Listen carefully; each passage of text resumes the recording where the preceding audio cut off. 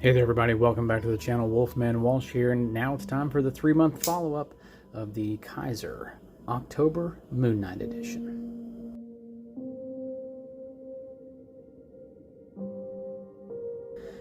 That's right, this is a Kizer Friday Club limited edition, the MoonKnight version.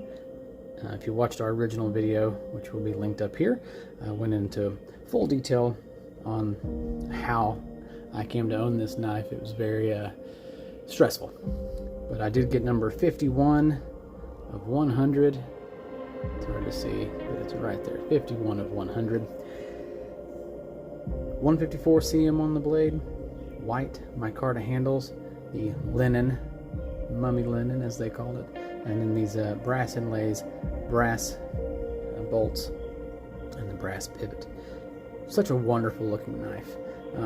I am already going to just go ahead and throw this up into S tier, not for the beast of a knife that this is not, but for kind of what it symbolizes. Sometimes an S tier knife doesn't always have to be because of how big or beefy or expensive.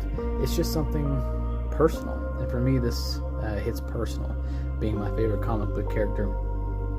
Top 4 comic book character. Top 4. Who says top 4? Moving on. He's probably number 1, if not number 2. But he does things in the comic books that nobody else can do. But he's such an underrated character. He beat the Hulk. He beat Deadpool. Like, who else can say that they beat both of those characters? It's a very short list, if anybody. And he had an ongoing series of one of my favorite characters, Gambit. Now, Gambit would be number 2, if not number 1, overall in the comic book series. So, having said that, is this going to beat a Hulk of a bench-made Adamas? No. Is it going to beat an invincible Kizer Sheepdog XL? No. But for me, does it check all the boxes that I wanted in a specialty knife, something that would mean something to me? Yes. I've had no issues with this knife.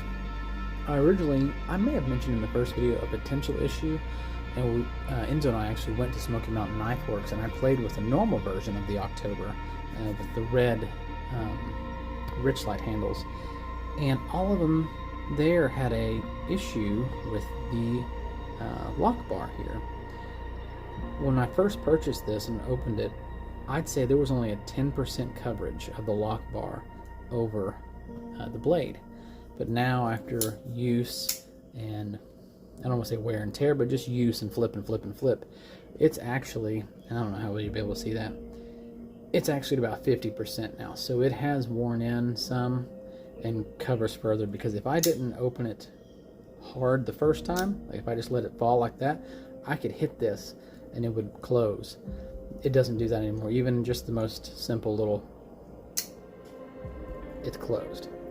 So I was going to list that originally as a potential flaw or error with this knife, and not just this knife, all the Octobers.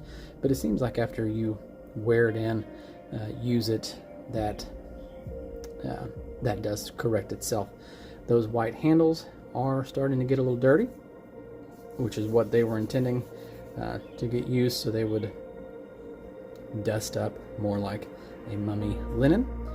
This does get a little food prep sometimes, more like opening bags of food than actual food prep. Does do some cardboard cutting. Nothing major though, because I want to keep this in as pristine condition as possible. So, once again, wonderful knife, S tier all the way. It is a Doc design, in case I failed to mention that. 154 cm, white micarta, and just the most badass little comic book knife that anyone could ask for. So thanks for stopping by. Thanks for checking out the 3-month follow-up on this knife, and we'll see you on the next one. Take care.